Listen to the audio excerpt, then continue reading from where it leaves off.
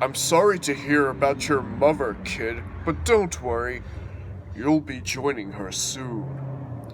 Hey guys, and welcome to another Dragon Ball What If video, and today I'm going to be continuing with What If Gine, the mother of Goku, survived? And in this story, we saw a pretty unique take taking place in the events of Dragon Ball Minus, when Bardock and Gine steal a space pod for their son Kakarot to evacuate the planet just prior to Frieza, blowing it up. And Bardock made the argument that if either of them went with him, Frieza would just detect them with their scouters, but Gine decided to press the matter a little further than she does in the original, stating that, "You forget, Bardock, I am the weakest of our kind. They're not even going to bother with me. They probably won't even detect me." And this actually gave Bardock a bit of a point. And, was he a bit bewildered and angry with his wife choosing to run and hide rather than help Bardock fight off Frieza? But in the end, Bardock realized there really wasn't much she could do. So, with that, he agrees that probably best Gine go with Kakarot, her just managing to slide into the pod with him, and they end up traveling to Earth and are eventually taken in by Gohan, or Grandpa Gohan, and Gine begins living a relatively peaceful life on Earth throughout the events of Dragon Ball, Goku meeting Bulma, First World Martial Arts Tournament, and Gine even taking an interest in learning the ways of the martial arts herself. Also training with Roshi on Turtle Island. I nearly forgot the name for a second there. And, well, Kakarot being all excited. "You can train with me, Mom? Really? You can train with me?" And, well, with that, a lot of Saiyan-like mishaps were avoided in Dragon Ball, considering with Gine there was just no mystery towards the Saiyans. And Kakarot being a little bit more powerful than what he was in the original, he got through the whole Red Ribbon Army thing in the Second World Martial Arts Tournament relatively unscathed, except for when he found Krillin dead and the whole King Piccolo saga played out, mostly per normal, mind you. Except with the addition of Gine, trying to assist Grandpa Gohan, Roshi, Tien, and Chaozu in finding the Dragon Balls to wish Krillin and the other people who have died back, and of course having them try to face off King Piccolo, and for the most part it would actually seem the heroes were going to win. After all, Gine is stronger than everyone else on the planet. She may have been the weakest Saiyan in her homeworld, but here on Earth, with a power level of 500, she is an absolute beast. However, with a little bit of mind manipulation and trickery on King Piccolo's part, Gine has found herself fatally wounded. And don't worry, I'm not going to kill her off. She's just hanging on by a thread, much like her son was in his first battle with King Piccolo, which was mentioned in the previous What If.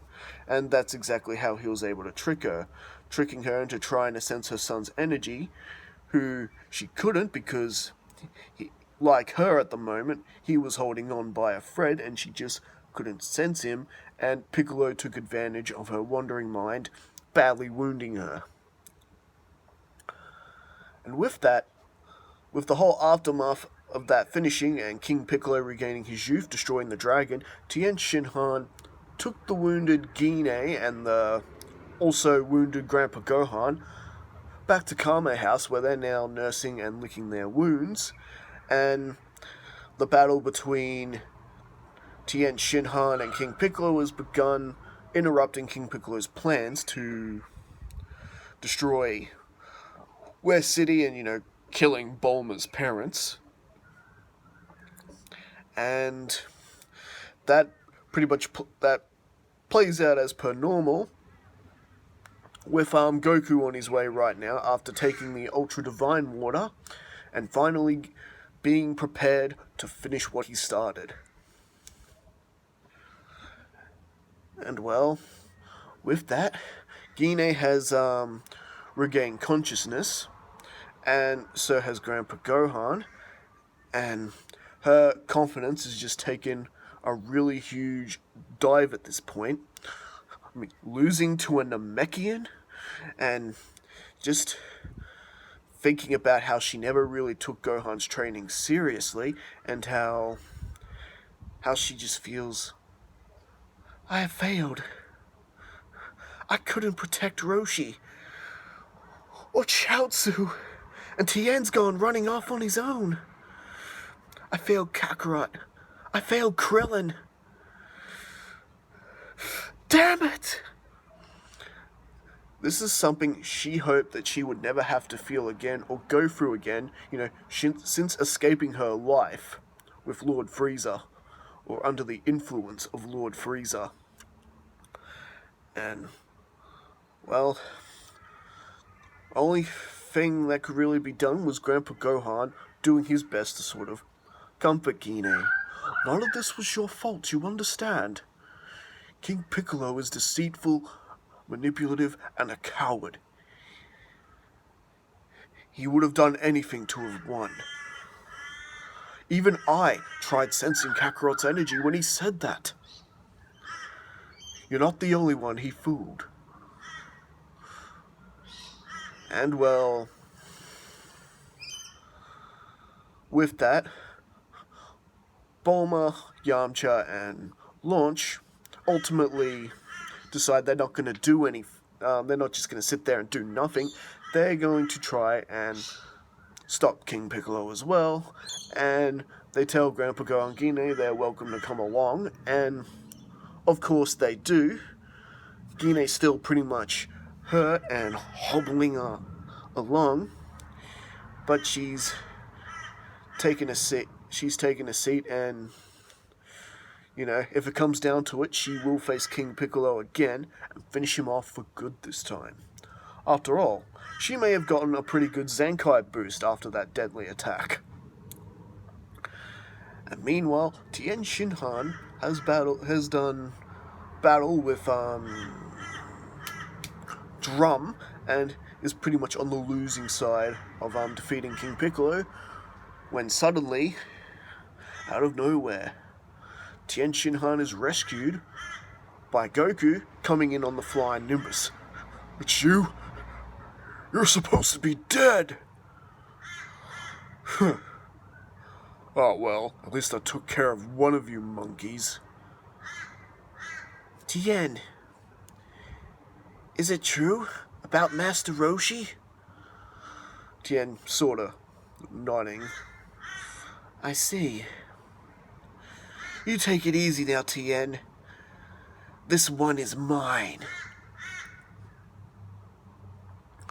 And well, Drum tries to attack Goku from behind, and we know how that ended with one kick.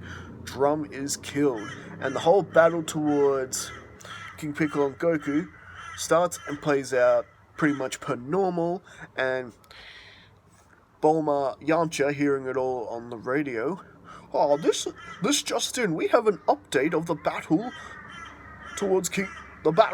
against King Piccolo. It would seem that Piccolo is engaged with a boy with a tail. And this hits Bulma, Yamcha, and everyone else aboard the plane, especially Gine and Grandpa Gohan, like a wave of positive energy. Did he just say a tail? Could it be? It's Kakarot! My son's alive! I can't believe it! And Gine is just happy, tears flowing from her eyes, to the point that she doesn't even really feel her injury anymore. She just flies out the door and flies full speed towards King's castle, where she's sensing Piccolo's energy. And everyone else is just happy, Grandpa Gohan all smiling. And Bulma just clicking on, "We should have known he was alive. Don't you remember what Baba said? I sense that Kakarot is going to be a great hero in his time. I can't wait to see what happens next." Yes, they remember that conversation like that. Yes, you're right. It is Goku. He's gonna save the world.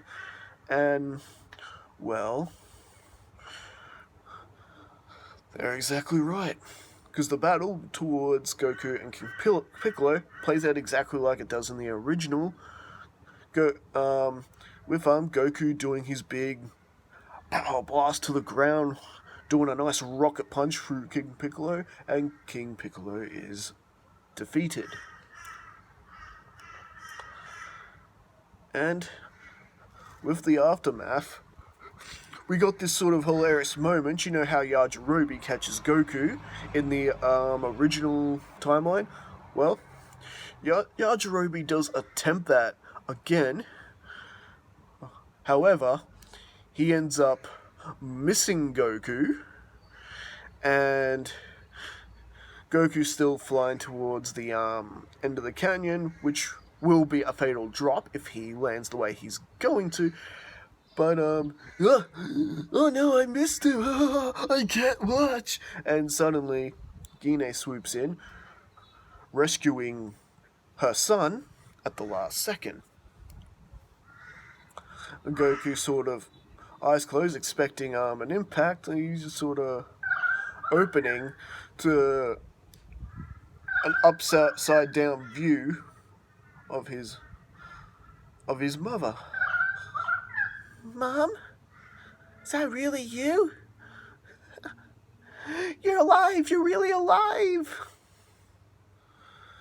Gine just thinking the same thing about her son.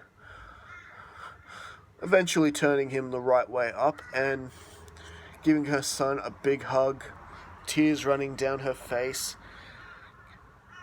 "Kakarot, I'm so proud of you. You have done so well." Her thinking back all his other accomplishments from, rescuing Upa's father from a terrible fate during the Red Ribbon Army saga, and, what he's done now. He's saved the entire planet from an evil tyrant who surely would have destroyed them all if he had his way. And, well, with that, they have a bit of a discussion involving, the Dragon Balls, that they won't be able to wish anyone back. Goku is still badly wounded, and with Yajirobe's assistance, Gine getting in the car as well, they all go, well, not all, just Yajirobe, Gine, and Kakarot go back to Korin's tower, where Kakarot takes his sensu bean, and this time he actually doesn't forget his power pole. Gine picked it up during the whole incident, and Kakarot being all, It's true, without the Dragon Balls, we're not going to be able to wish Krillin or any of the others back." And of course, Korin has the solution. "Well, I'll tell you what there, kid. I guess you're just going to have to talk with the man who created the Dragon Balls. The man upstairs, if you know what I mean. God." Gine sort of taken back by this, sort of laughing. There's no way gods actually exist, do they? And, well, you see that power pole of yours? That's actually the way to get up to Kami. It wasn't invented just for the sole purpose of whacking people, kid. And with that, Gine and Goku, with Korin's approval, take a trip up to Kami's sanctuary, the Lookout. And, there was a little bit of a misunderstanding. Kami, who was already there waiting for him, Goku pretty much wanting to jump him right away, mistaking him for King Piccolo. It took... Gine had to hold her son back. Gine sort of catching on. This wasn't King Piccolo. She could just tell by the gentle nature in his eyes and the way he talked. And well, he agrees, of course, to let the Earth use the Dragon Balls again to bring back everyone, and with the rule that with one condition, that Goku and Gine would train with Kami for the next 3 years in time for the next Tenkaichi Budokai, having sensed, of course, that Piccolo is indeed still alive, having spat out an egg like he does in the original timeline, and that Piccolo Jr. will challenge Kakarot again at the World Martial Arts Tournament. And, well, Kakarot, very exciting. Wow, I get to train my mom again? I can't wait. I never knew you were so much stronger than me, Mom. And, well, the 3 years come and go. Relatively like normal, Kakarot going through the same training he goes through with Kami originally, just with Gine as well. So you could say they're a bit more powerful. Goku is, yet again, a bit more powerful than what he is in the original timeline. You know, having another Saiyan to spar with will have that effect. And when we come to the World Martial Arts Tournament, and the whole reunion and everything and all that plays out, the whole Tenkaichi Budokai plays out as you would guess it, with a couple of differences. With Gine taking Mercenary Tao's position in the finals, having knocked him senseless in the preliminaries. Cyborg Mercenary Tao had just injured Chaozu. Unfortunately, with all these Z Warriors, some of Gine was put in the same section as Chaozu. So either way, Chaozu would have been eliminated. But General Tao got to him first and injured him, and with Kakarot identifying this cyborg man as Mercenary Tao, Gine had heard stories of Mercenary Tao and how Mercenary Tao nearly killed Goku. Even though Goku won that fight, it was still a very close call. And well, with that, Gine stepped into the ring. It was her turn anyway, and pretty much with one shot, knocked Mercenary Tao out of the ring, through the wall out of the room, through the next building, and pretty much past the highway. Don't worry, he's alive, I assure you. He just had that coming. And referee gave Gine the win there, and pretty much led to Gine eliminating Tien in the first round of the finals, and Goku having his match with Chi-Chi and the whole proposal thing playing out, Junior battling with Krillin, with that ending the same way.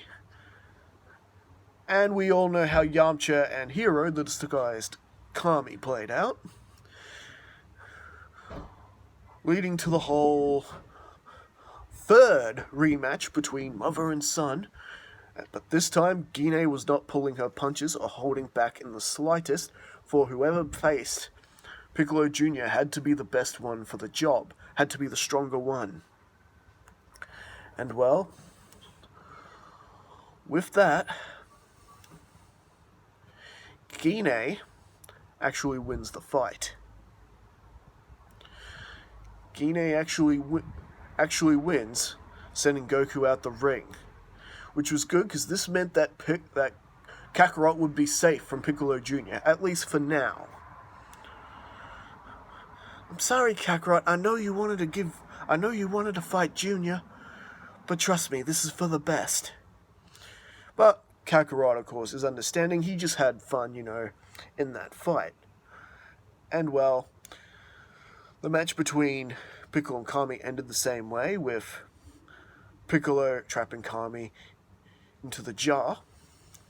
And, well, Gine had her little battle with Junior, and, well, Junior pretty much not knowing what hit him. Gine being stronger than, well, she's definitely stronger than what Junior is. Not, I wouldn't say quite at the level of say, Raditz, but definitely enough to catch Junior off guard. The fight is still pretty close. However, with, just like in the original, Junior became a giant, and Gine pretty much did the same thing Kakarot would have done, Kamehamehaing her way into his mouth and rescuing Kami, and after that, the battle just went a lot more smoother, and Junior ultimately loses the fight. Gine not ending up in the bad shape that her son ends up in the original anime, because Gine just never brought her guard down against Piccolo. After all, she had learned from her fight with King Piccolo all those years ago. You do not drop your guard around this guy. And, well, Kami was going to walk up and kill Piccolo, and as well as himself, like he was going to in the anime, and Kakarot going, "Kami, stop!" Stopping him, and ultimately getting a sensu bean, and Gina going, No, Kakarot, I don't need the sensu bean, it's fine. Mom, this isn't for you, it's for him, pointing at, Junior, giving him a sensu bean, showing him mercy like he does in the original, and Kakarot just saying, my reasons for saving you is simple. I never got a chance to battle with you. Tell you what, you go ahead and get stronger, and I will face you again. I promise. Gine just looking on in horror, because, they had this Namekian beat. They could have banished him again to another jar. He was certainly too weak to fight back. But no, Goku doing what he's doing has let him live, and how will this make a difference now that we're heading towards the time skip between Dragon Ball Z and Raditz about to come into the picture? Well, that is where we're going to leave things for right now. So what do you guys think? Did you guys enjoy this what if? Let me know in the comments, and I will be back again with part 4, now that we're heading into the Saiyan saga. Alright, don't forget to like and subscribe, and leave your comments and thoughts. And just a little heads up, now like with my live reading of What If Frieza Conquered Kanasa, I am going to be doing more live events in the future, one of them being the What If Council. And in that event, you guys, people who've been watching my What Ifs, will be able to interact with me and actually put forward your what if ideas, and we'll be discussing them on the live stream. And, well, you never know, I may just make a what if video from some of your ideas. So definitely check that out. I will be beginning those, within the next week or so. And, and I'll make sure I at least put the notice in, so you guys know that when this is coming, and we'll actually have interaction on the live stream this time. Alright, catch you later, and I'll see you next time for another video.